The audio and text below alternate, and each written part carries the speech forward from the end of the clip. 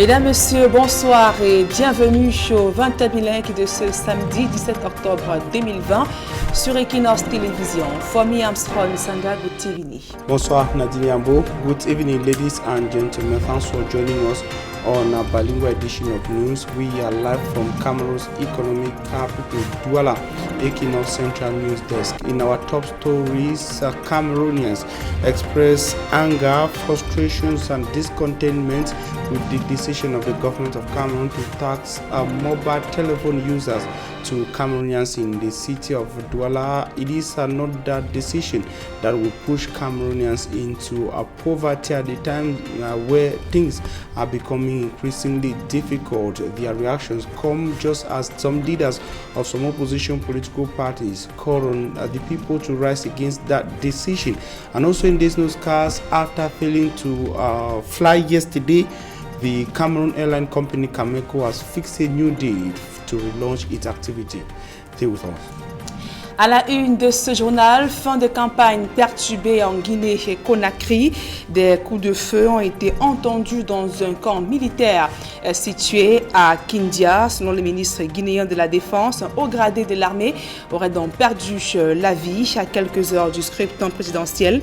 Le gouvernement rassure que la situation est sous contrôle. Vous suivrez également la colère de quelques Camerounais à Douala après l'application de la nouvelle taxe douanière sur le téléphone portable. Voilà pour le sommaire.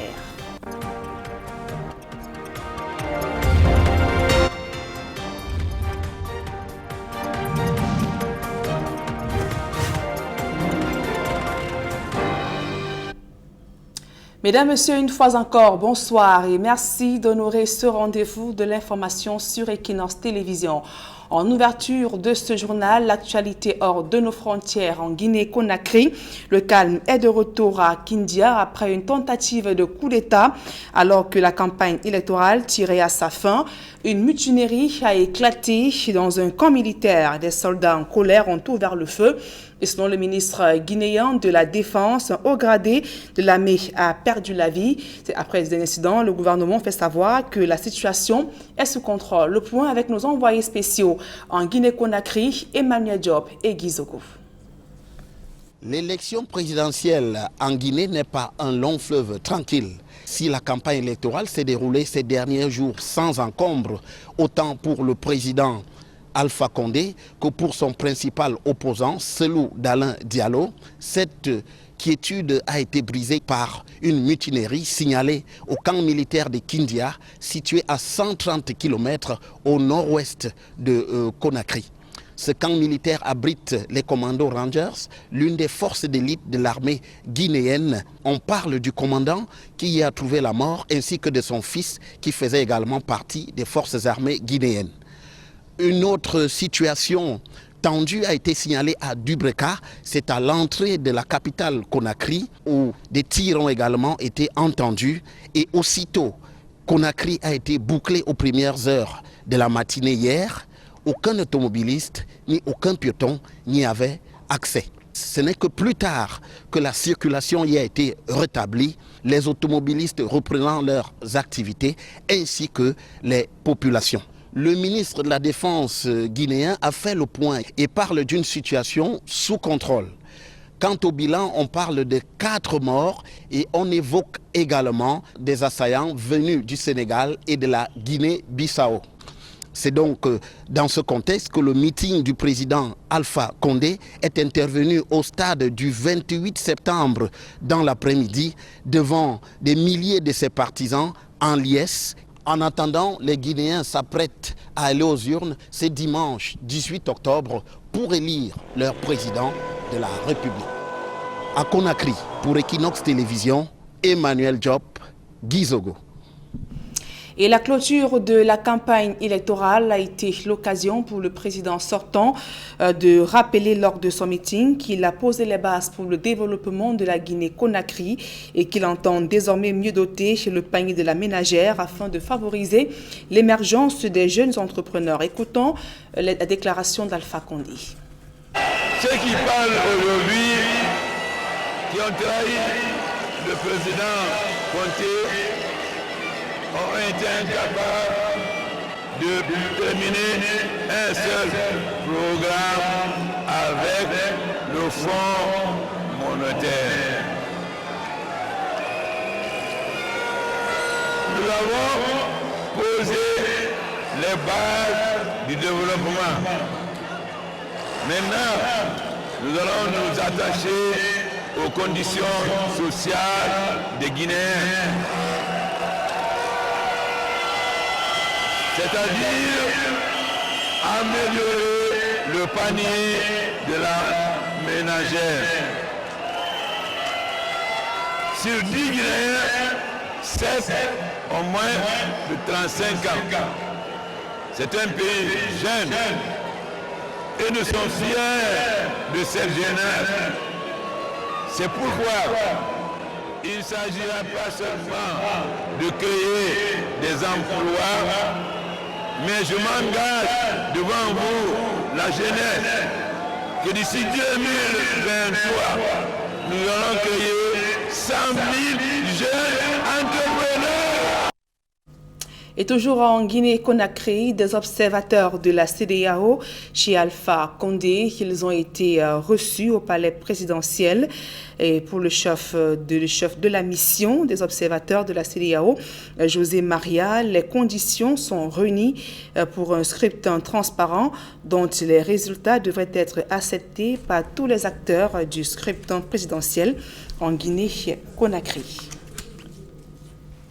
À présent, l'actualité sur le plan local. Je vous le disais en titre, les Camerounais rencontrés à Douala expriment leur mécontentement après l'application de la nouvelle taxe sur le téléphone portable. Ils estiment que c'est un nouveau moyen pour appauvrir les Camerounais qui peinent à se nourrir.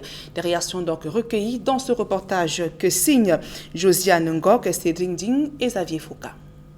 La taxe de 33% à payer sur les téléphones portables et autres tablettes au Cameroun. La question qui divise l'opinion.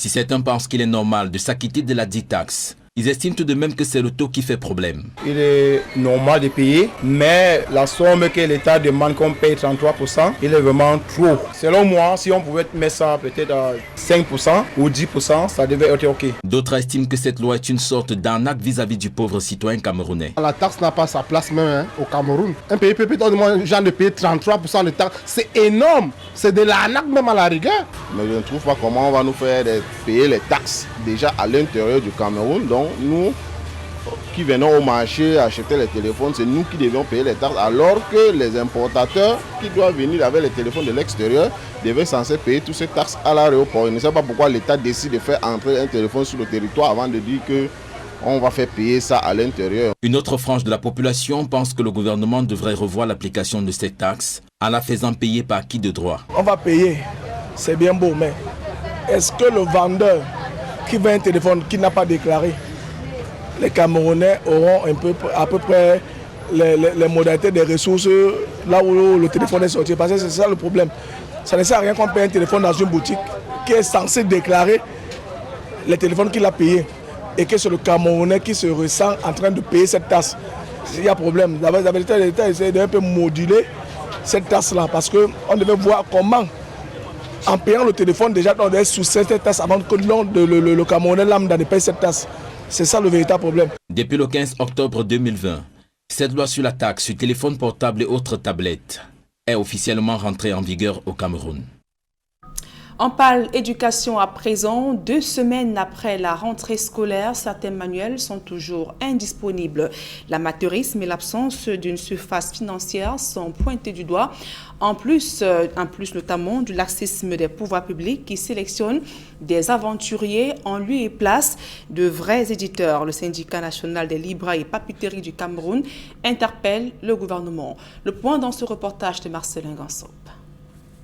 C'est une vieille habitude qui n'a rien à voir avec la pandémie de la Covid-19 ou une quelconque conjoncture. Il se trouve simplement que le milieu des éditeurs est rempli d'aventuriers qui d'une année à l'autre peinent à satisfaire la demande. Résultat des courses, depuis 2 semaines que les cours ont repris, plusieurs manuels scolaires se font rares sur le marché. Un élève qui va à l'école sans livre et comme cultivateur qui va au champ sans la machette, et c'est pas bon du tout.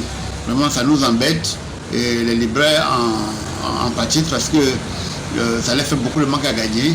Les élèves aussi ne sont pas suffisamment concentrés parce qu'il faut courir par-ci, par-là pour chercher les bords.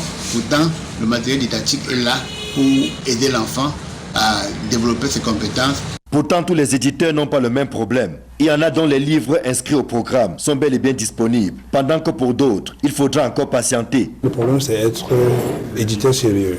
Que vous soyez international ou local, et si vous choisissez servir un pays, vous devez être sérieux et être crédible. Du sérieux attire forcément de la crédibilité. Il n'y a pas de banque qui va vouloir fonctionner avec un client qui n'est pas sérieux.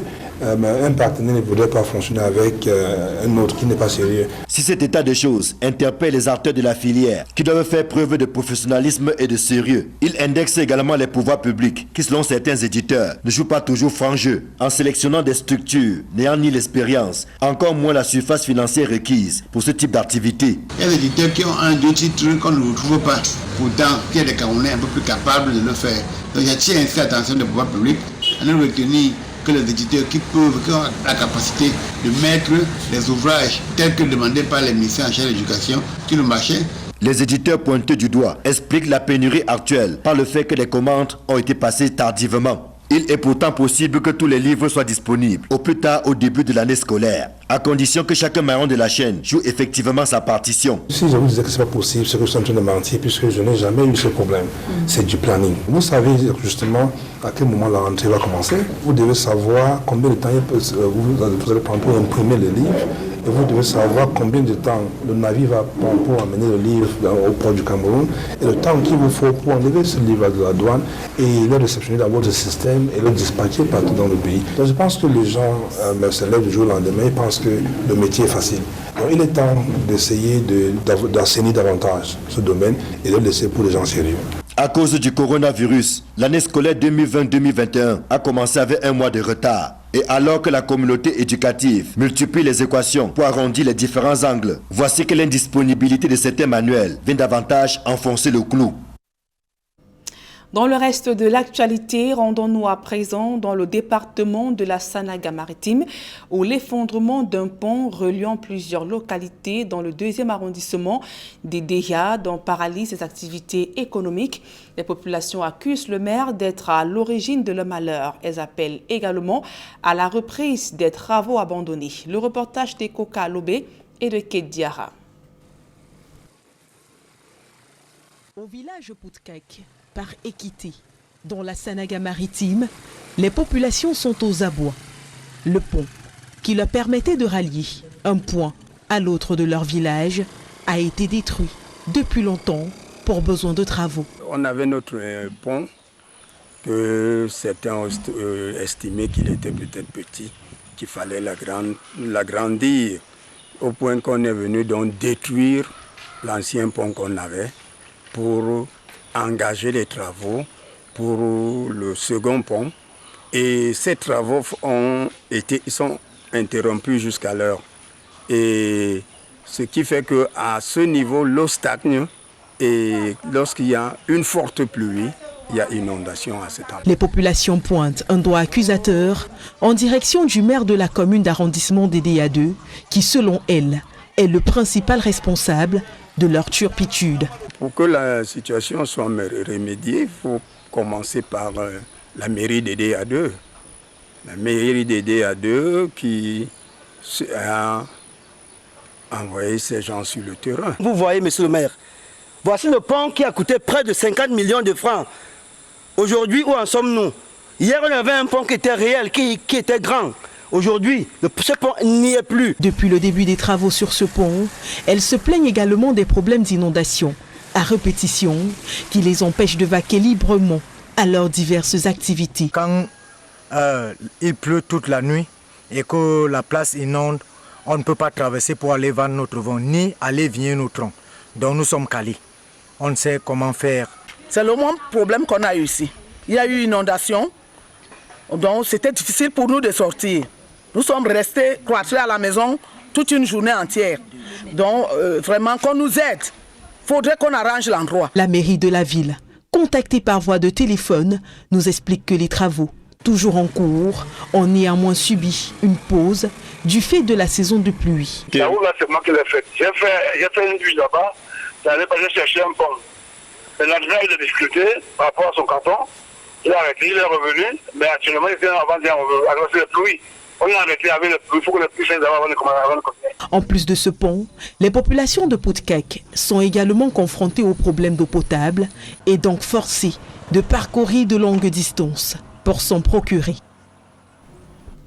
D'autres choses à présent, le ministre délégué à la présidence de la République chargé de la Défense fait le tour du propriétaire.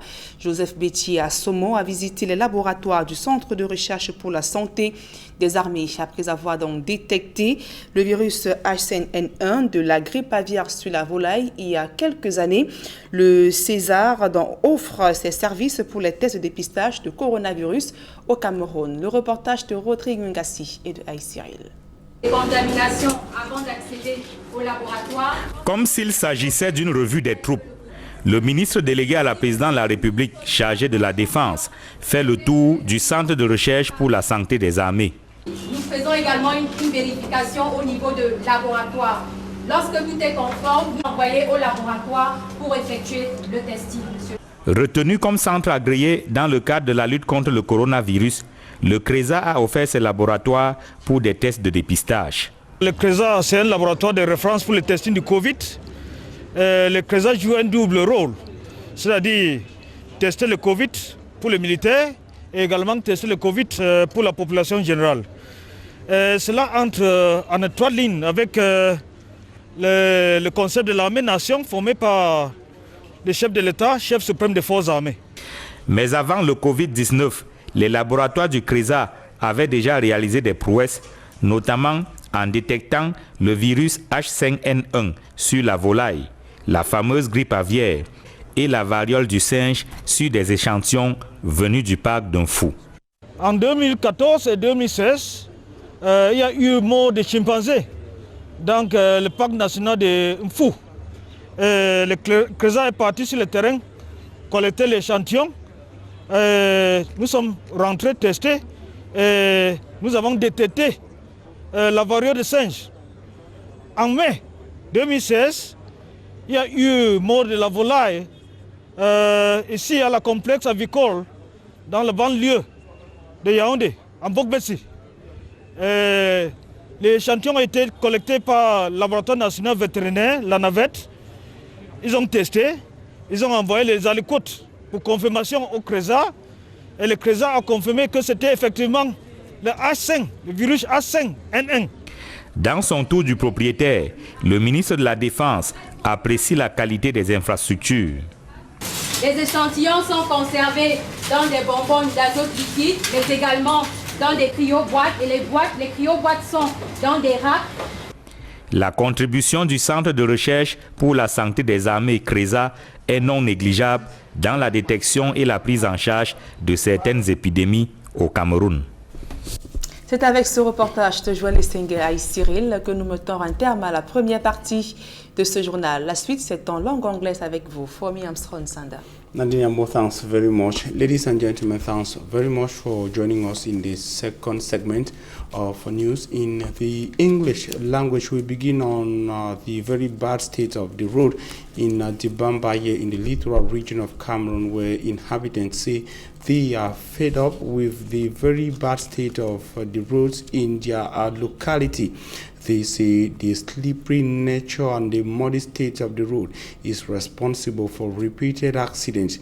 Speaking to our reporter Immaculate Fogwe, some of them also said that the government and officials at the municipality have given them a deaf ear despite calls for the roads to be tarred. Her report. Road transformed into a mini lake.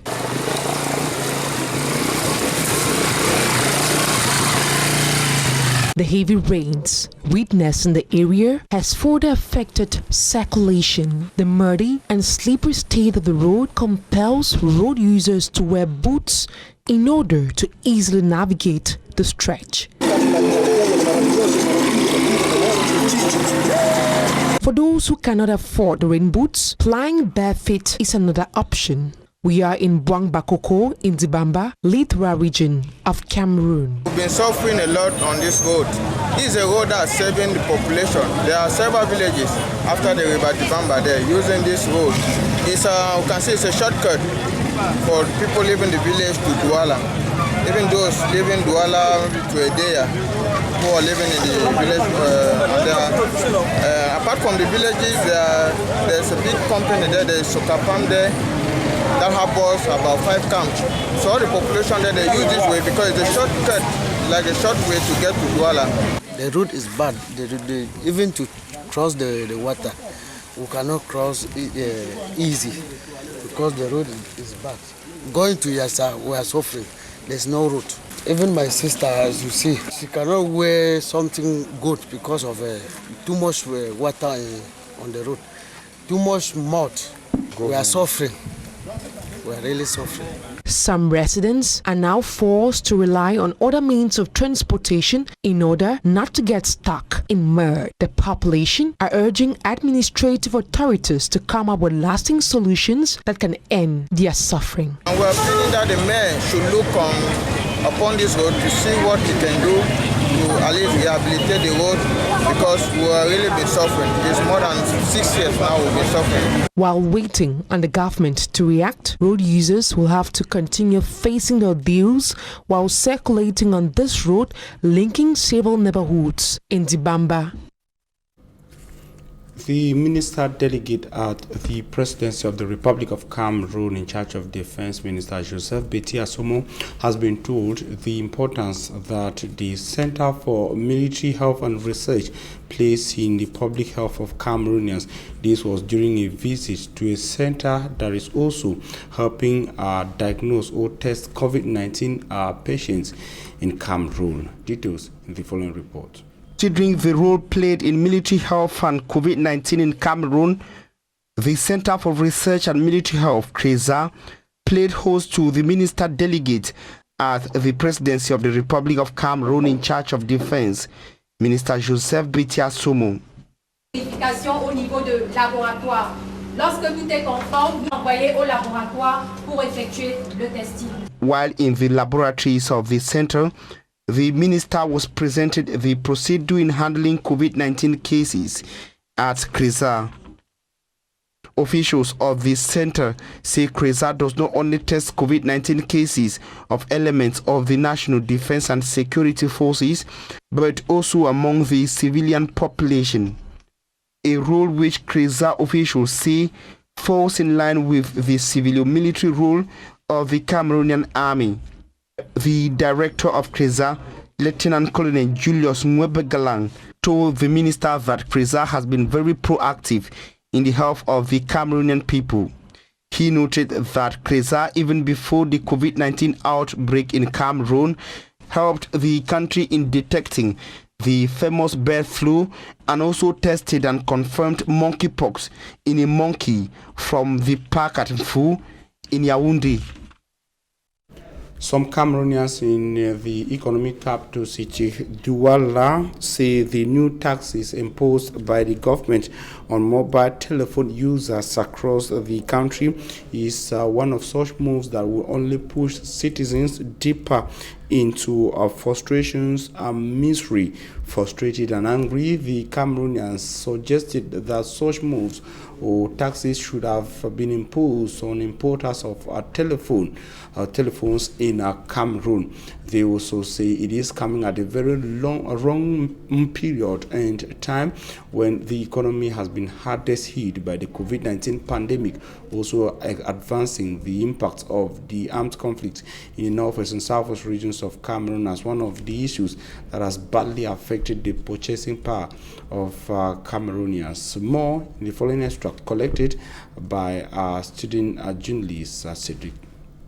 Well, as concerns the new tax that the government has imposed on telephones, it is not really easy. Customers are not still coming to the market. They are not even still coming at all to buy. Because normally when we buy our telephones, we order our telephones, we always pay the taxes at the airport before the phones entering the country. But presently, they say customers has to pay, and they are asking of 33%. So it's difficult. It's actually difficult. Customers come and even question us. Does it mean that if I buy a phone for 30,000 francs, I have to pay 33% of that 30,000 francs to the government. How does that have to pass?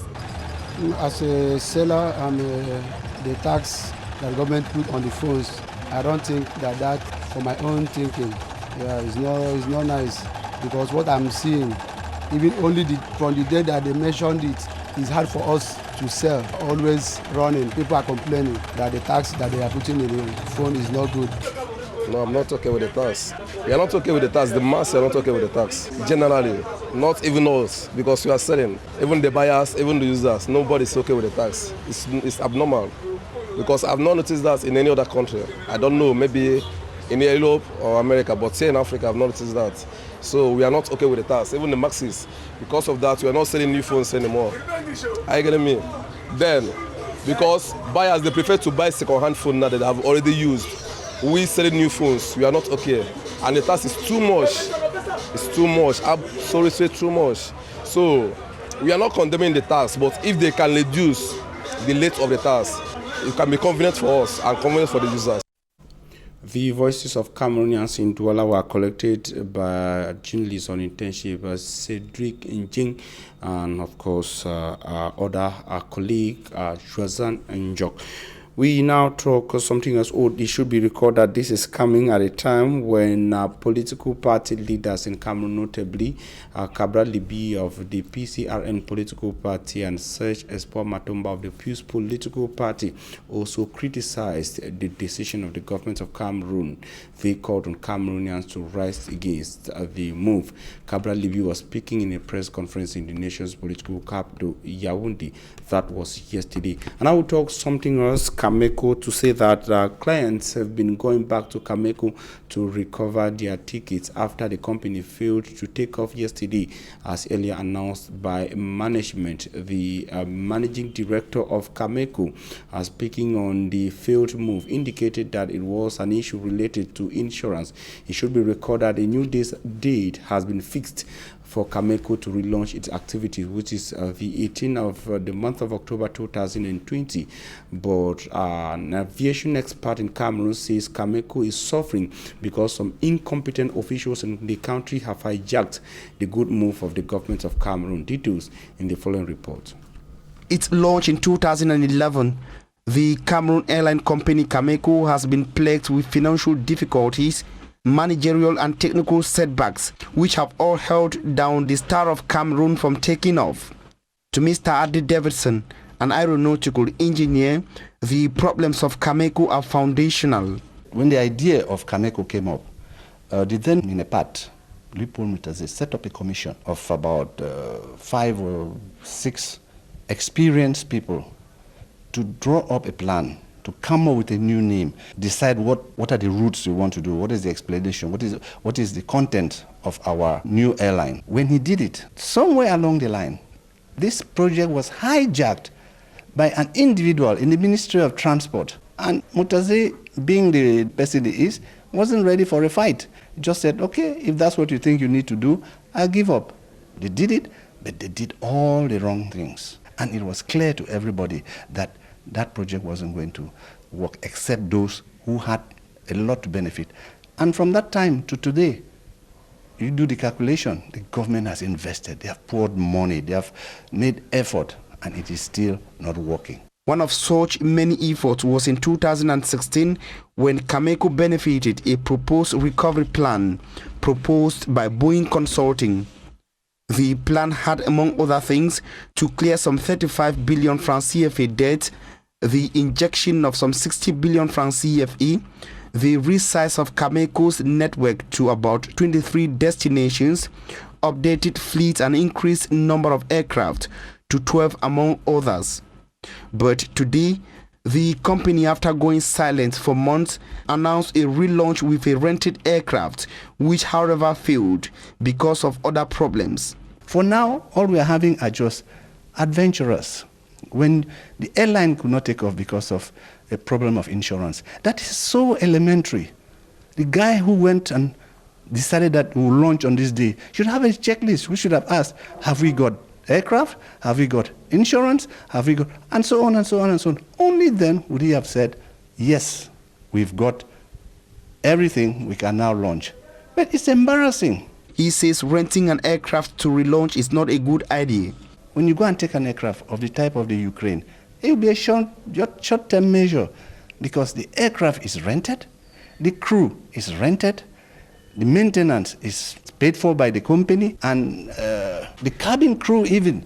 And you can imagine how many pretty girls and how many handsome young men we have in this country who could be stewards, flight attendants, and they cannot. The expert says what Cameco needs is a total overhauling. Let's get a reliable partner. We get consultants and work out a project. We should include what do we want the airline for, how are we going to do it, what are the tools we are going to use, plan it, make out when we are ready, and we work out how much that will cost. We can now go to the government and say, this is what we intend to do.